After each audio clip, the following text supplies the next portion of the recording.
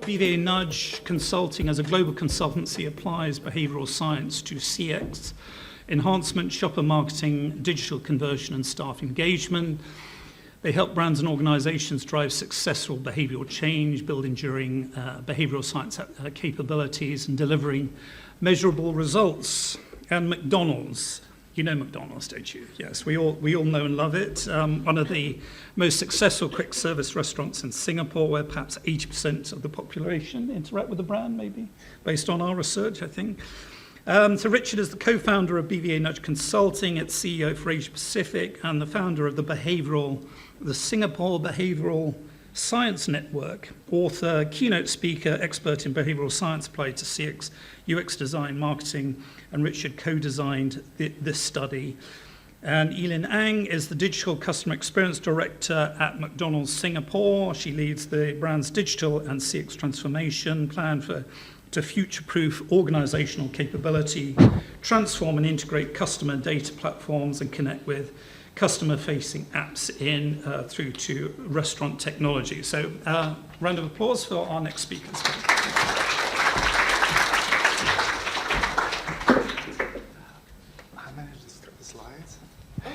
Yeah, no worries. Thank you very much, everyone. So, who is an occasional McDonald's user? Just to see how. Yeah. So that was. Loyalist, I presume. You use this mic, I use this one, and I'll try to. We do a duo, so it's kind of a complex choreography, but we have practiced this 100 times. Yeah.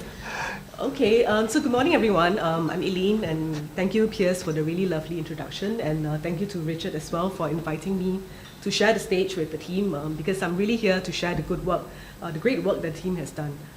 So before we jump into the presentation, I thought it's really important for me to actually share a bit of a business context as to why we came to engage the BVA Nudge Consulting team to help us with the launch of Mobile Order and Pay, or MOP for short. Right, so a bit of a throwback to Q4 2021. So I learned today that that's actually the late pandemic. To me then, in my mind, it was like really in the middle of the pandemic, right? So if you recall, at that point in time, we still had safe management measures in place. So mask on, it's the default. I can see here today, I can see everyone's lovely faces, but then I could only see your eyes maybe. You had to check into restaurants, and for us, in the F&B industry, we really had to restrict the number of diners in the restaurants. So long queues outside of the restaurants, it's really a common sight, I would say, in McDonald's. So it was then where we thought about launching Mobile Order and Pay. So it's really our way of enhancing the ordering convenience for our customers, and of course, eventually we also want to build it as the future ordering channel for brand McDonald's. But the one challenge that we had was, when we looked within the restaurants, right, our customers are really ingrained in their behavior. So 80% of our customers are actually using the self-ordering kiosks to make their orders in the restaurants. So the questions that we asked ourselves was, how could we actually drive the behavior change, right, to get customers to onboard and adopt Mobile Order and Pay as the new way of ordering. So the business objective was really simple, was really about driving adoption for MOP. And the research objectives for us was, we really wanted to get the team to help us to uncover, some of the behavioral insights into our app users, so that we can use these learnings to design and facilitate the nudges that we need to help drive the adoption for MOP. And ultimately, it's, as a marketer, it's for us to be looking at sharpening our product positioning, as well as, ultimately our go-to-market for MOP. Thank you. So we are going to talk about the research that we've designed together with BVA BDRC, because sorry, I'm not on the right side. Any research actually can help for testing, for example, which was the initial conversation we had. We want to test the app among a certain number of people and see how they react. But we extended the research, adding a bit of behavioral science insight to expand the understanding of the journey and also find inspiration for marketing. So how we did, the qual research was mostly UX at start with only 20 guests just to check the glitches and make sure that the app is working. It was also also a first-time observation of the journeys that people would adopt. The quant research was a broader number.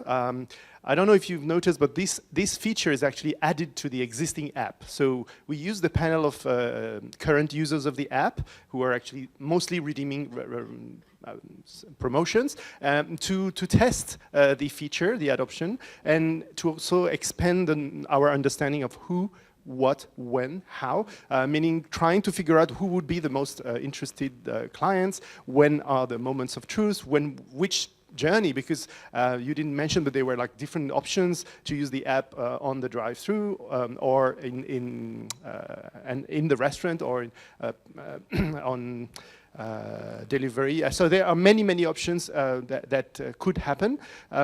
So to understand most of the drivers of influence that happen due to context, we actually enriched the research with some self-ethno-stories. So ethno-stories is actually a way to collect information that the consumer themselves would actually collect for us. So it's a pair of two consumers thrown with a task. So we had a few tasks given to them to observe their journey, and these consumers would actually record themselves and reflect on what's going on. So that part actually helped us figure out what are the touch points that are of influence all across the journey, but also what are the social interactions they may have with the staff or with their family, because eating is actually a social activity. So it's really interesting to understand how they make decisions when they want to eat out or to collect some product at McDonald's. So all the decision process was a lot more understood through IDIs after visualizing the videos, and this has helped identify insights and opportunities, not just pain points, to create the nudges.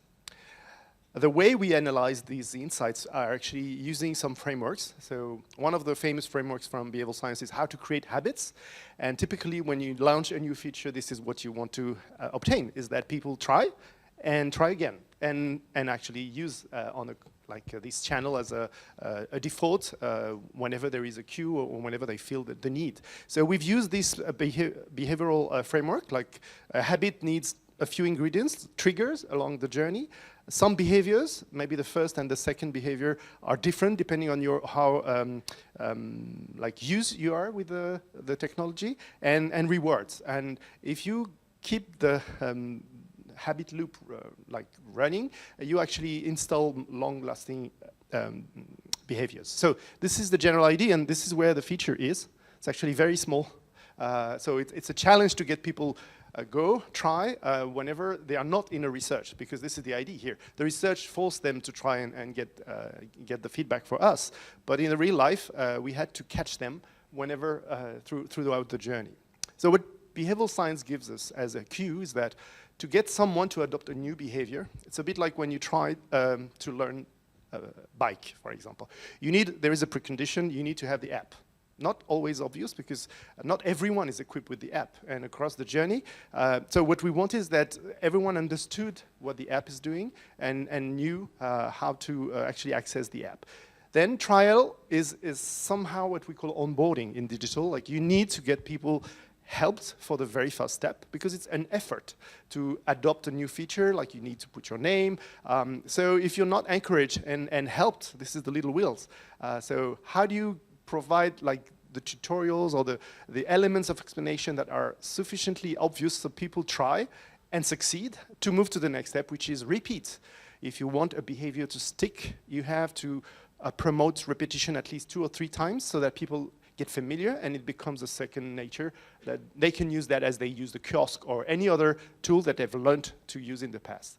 So if you want this to happen, you have 3 ingredients to happen at the same time. Motivation. So we have to understand which are the motivations of our different target groups. Ability, of course, being enough comfortable with the UX of the app.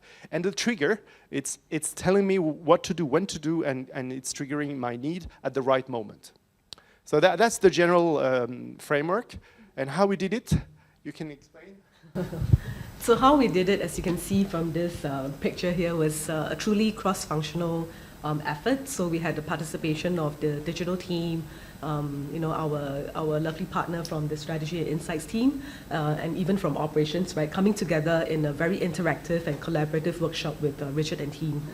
So it's really through this workshop that we uncovered a lot of insights, motivations, as well as the consumer truth, in our app journey to really help us to look into ultimately designing the nudges that we need to get customers on board MOP. So these are some examples of, we've used the quant to try and figure out where do people feel the value of the app. And from the qual, we actually found a few insights on some targets audience. I'll just give you an example. The whole process was really quite fast. How do you usually order when you go to McDonald's? I order by the kiosk. How does this compare to the kiosk? Oh, okay. So for the kiosk, definitely because it's like a queuing system. So sometimes I will be quite stressed out when there is like people behind me.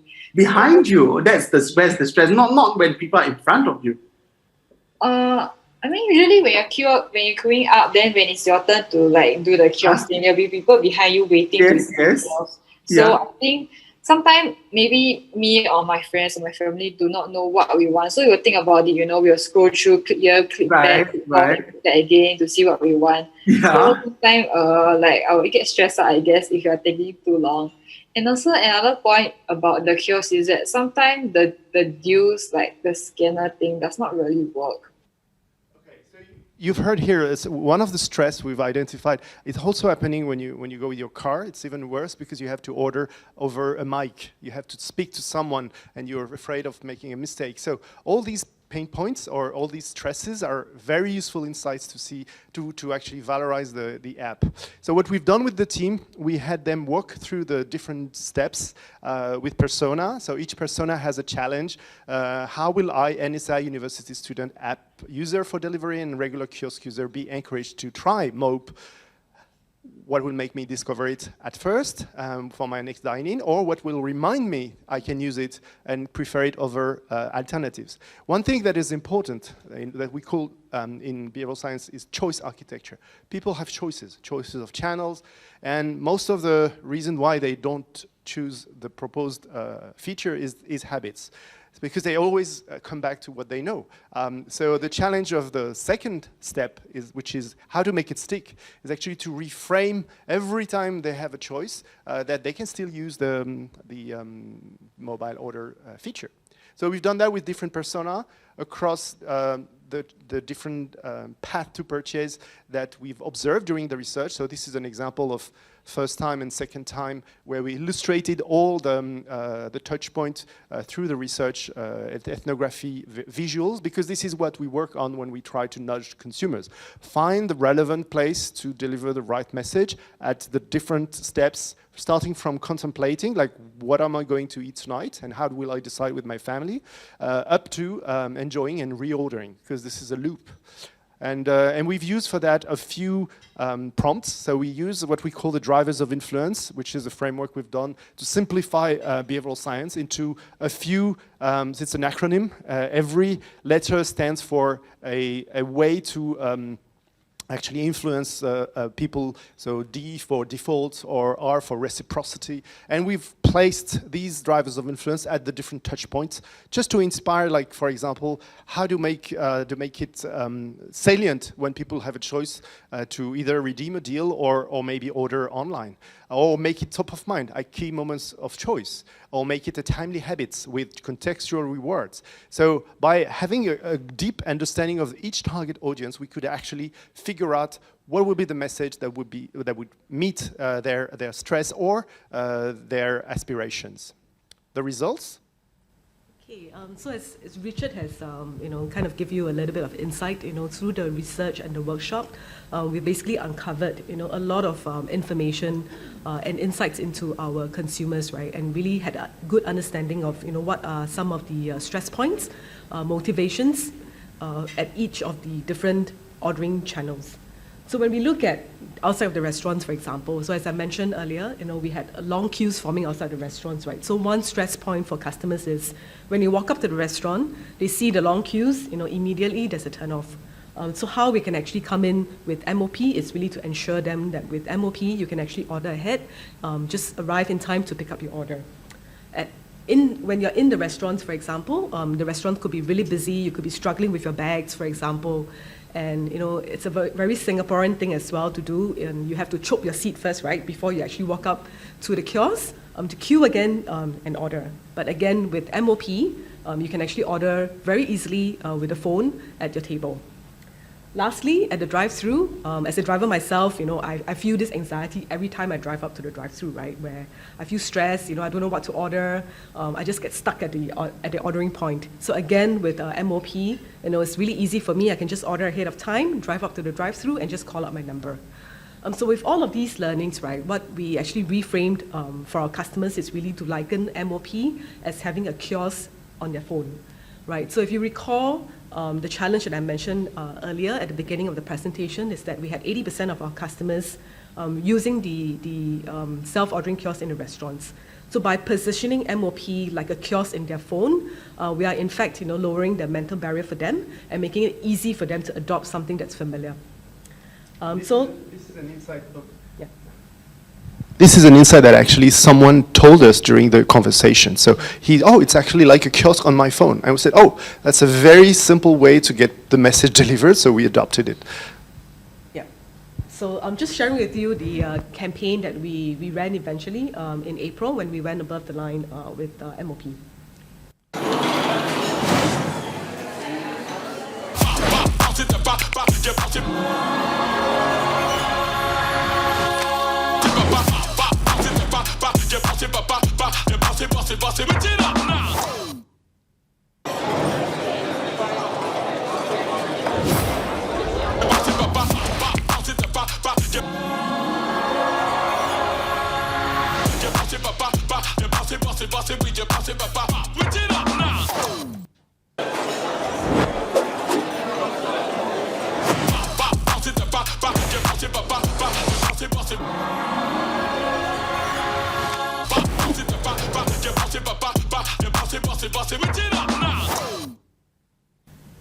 So those were the 3 videos, and just sharing with everyone here some of the creatives that were put out in the rest of the touch points across out of home, digital, and in the restaurant. So as you can see here, some of the messages that we have picked out, it's really derived from the insights that we've gathered from the research. So it's all about letting customers know that they can skip the queues, for example, getting ahead of the crowds, and really having fuss-free ordering on their mobile phone with MOP. And one great visual. Can you hear? Yeah, one great visual is actually to transform the kiosk into a sort of a phone. So people would understand that they would be able to do the same on their own. So. Yep. So within the app itself and the whole app consumer journey, we also make sure that we set the right preconditions by making sure that everyone has, firstly, the app in their phone. We have also built saliency by making sure that the messages of mobile order and pay, the benefits of it, it's really visible to customers at the relevant touch points. So whether it's at the self-ordering kiosk or at the leaflets that we hand out to the customers. One of our secret sauce, to the success of MOP, it's really our crew. So making sure that our crew is also equipped with the right information and messages so that they too can help to drive the education and adoption of MOP with our customers. Moving into the trial and early adoption, so again, building saliency within the app, making sure that MOP, it's really the first thing that they see in the phone, so placing it in the top banner placement, so it jumps out at you the moment you log into the phone. We also had tutorials within the app itself to make sure that customers know that it's really easy to be using MOP. And to start them off on that journey is to introduce a trial offer to get them on the first MOP order. And to build repeat and stickiness to the channel, it's really about tying in with our marketing campaigns and making sure that we have an always-on mobile exclusive offer for our customers whenever we launch a campaign, and also to use that as a way to drive MOP for certain occasions and day parts. The more you know the behavior of your customer, the more you can personalize in the future and make it sticky. So, conclusion? Yeah, so having said all of that, the results, so within 4 months of launch, we are really happy to share that we are already at the top of the leaderboard when it comes to MOP. So this is amidst, all the markets in the McDonald's world that has MOP in the app. And when it comes to usage, we are basically driving 3 times the usage compared to the other markets. And how we define usage is really the number of people that are using MOP per store per day. And I think last but not least, it's really, really happy to share that we also have really healthy brand metrics. So customers on the mobile order and pay function, they're generally happy, and they are really great promoters of the brand and ambassadors of the app. So I think great job to the team, and really happy to be sharing this with everyone today. Thank you. And thank you for your trust.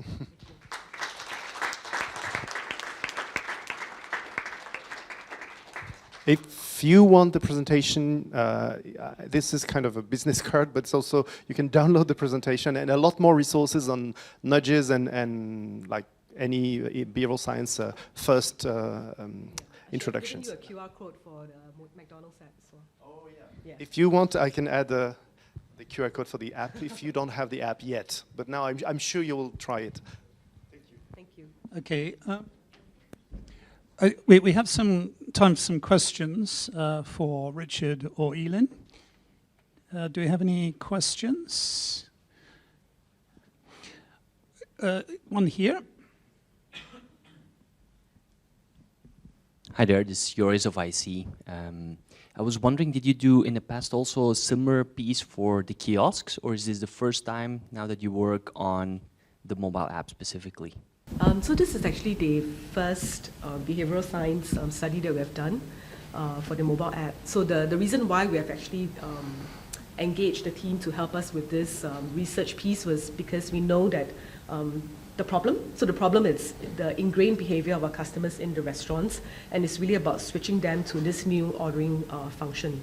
So we wanted to get a sense of, what is actually the behavior insights, right, for us to be driving that change. So I would say this is the first time that we're actually doing this research. Yeah. Any other? I have one myself, and that is, have you become like a victim of your own success? Because, traditionally people, what would regulate queues is if there are existing queues. So if the queue's too long, I don't join.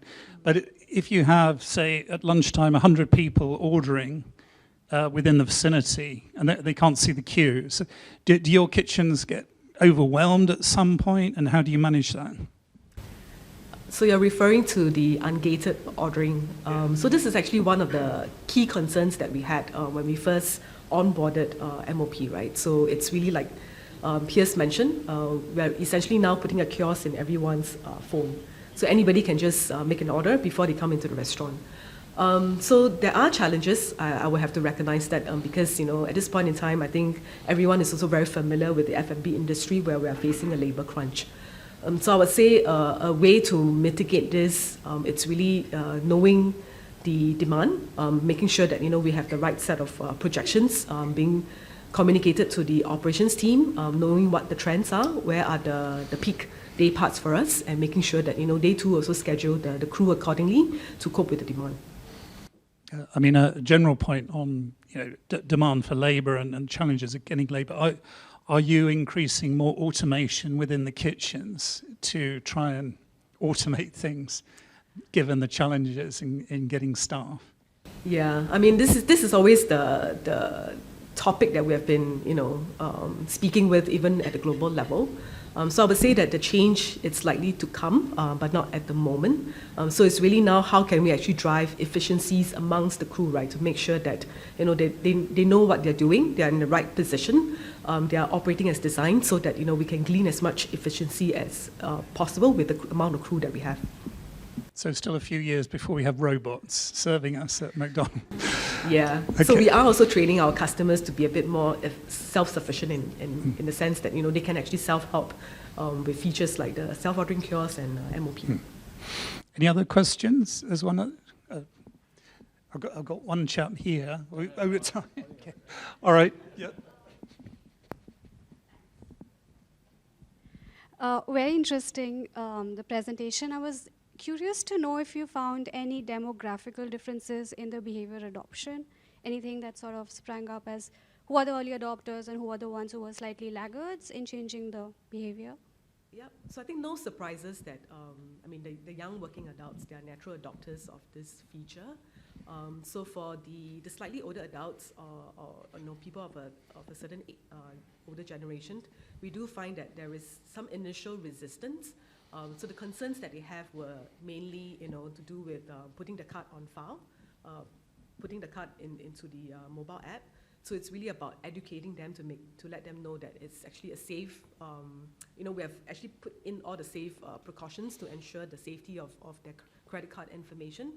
So I think once they get past that barrier, we will see that, they will be on board with us to use this feature.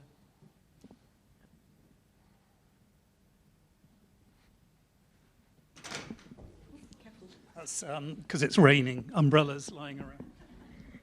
Hi, I'm really fascinated by the self-ethno stories and using that as part of your methodology. I was curious to understand why you focused on tech-savvy participants for that specific methodology. I can see why, because they're early adopters and might be better access and provide more detailed information. And why? What was the thinking around maybe not choosing non-tech-savvy users who might be the laggards in adopting it? I'm curious to hear more about that. The reason is, the reason we had like a standard recruitment for the UX part. So the non-tech savvy, we already had like their struggles and barriers from the UX part. So what we wanted is to have more forward-thinking insights, and some of the people we have recruited are like super consumers somehow. So they are users, but they also are for their, we had some criteria in recruitment where we knew that they could bring in some ideas from where they work from or other areas that we would be interested in. So we had a lot of people actually suggesting improvements and campaigns and ideas that actually was extremely precious. So that's the reason why we've changed the different, and also to get them comfortable in doing, it's two people, they had to recruit their friend, and to do this very naturally. Some people are not really like naturally good at speaking on Instagram, so we choose people also with their usual practice of and knowledge of social media. Any more? Over here.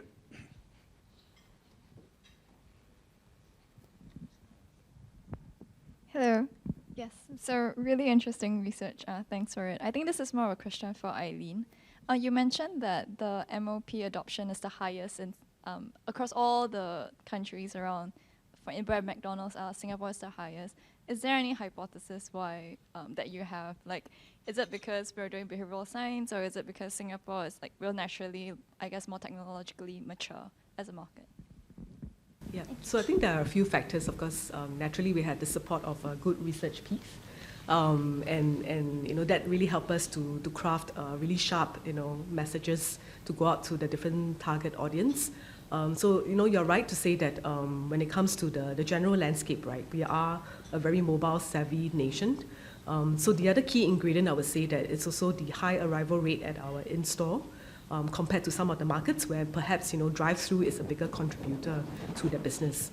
So we see that actually helps us to be driving adoption in a big way, because when it comes to the different channels, MOP is actually highest when it comes to the takeaway channel, followed by table service and then drive-through.